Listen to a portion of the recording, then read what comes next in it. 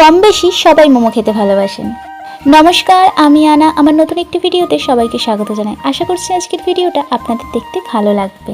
তো মোমো বানানোর জন্য এখানে প্রথমেই ময়দা মেখে নিচ্ছি, আর এখানে পেঁয়াজ রসুন নেওয়া হয়েছে। তো পেঁয়াজগুলো আমি 4 টুকরো করে কেটে নেব।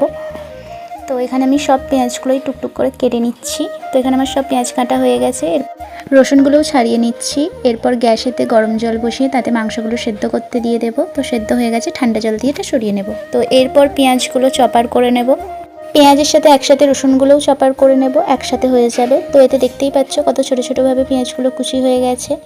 এখানে সব পেঁয়াজগুলোই চপার হয়ে গেছে। এরপর মাংসটা ছাড়িয়ে মাংস আর পেঁয়াজটা মিক্স করে তাতে নুন, গোলমরিচ গুঁড়ো আর জিরে গুঁড়ো আর লঙ্কার গুঁড়ো দিয়ে মিক্স করে নিতে হবে। তো এবার মোমোগুলো তৈরি করার পালা। তো এখানে একটা একটা করে আমি সব মোমোগুলো এখানে তৈরি করে নেব।